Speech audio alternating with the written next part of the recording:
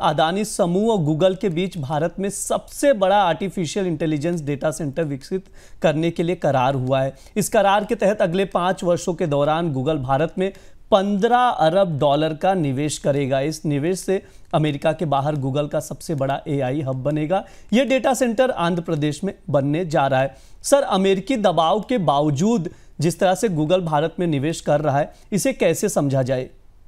यह बड़ा दिलचस्प घटनाक्रम है और इस पर अभी तक इस निवेश पर ट्रंप की प्रतिक्रिया नहीं आई, क्योंकि डोनाल्ड ट्रंप तो अमेरिकी कंपनियों को भारत छोड़कर, दुनिया के देशों को छोड़कर अमेरिका में निवेश करने के लिए कह रहे हैं। लेकिन ये बड़ी परियोजना है गूगल की विशाखापत्तनम में अडानी के साथ, जिसमें बड़ा निवेश होगा और डेटा सेंटर बनेगा। इसके साथ जो लोग अर्थम देख रहे होंगे, हम उससे पहले चर्चा कर चुके हैं जब हमने आईटी सेक्टर के बारे में, भारतीय आईटी सेक्टर की चुनौतियों के बारे में बात की थी उस अर्थम में, तो हमने बताया था कि डेटा सेंटर भविष्य की लीड बनकर आ रहे हैं। तो भारत में डेटा सेंटर्स में स्वाभाविक रूप से बड़ा निवेश हो रहा है। भारत की चुनौती यहां से है कि डेटा सेंटर्स को बिजली कैसे दी जाएगी, एनर्जी का क्या होगा।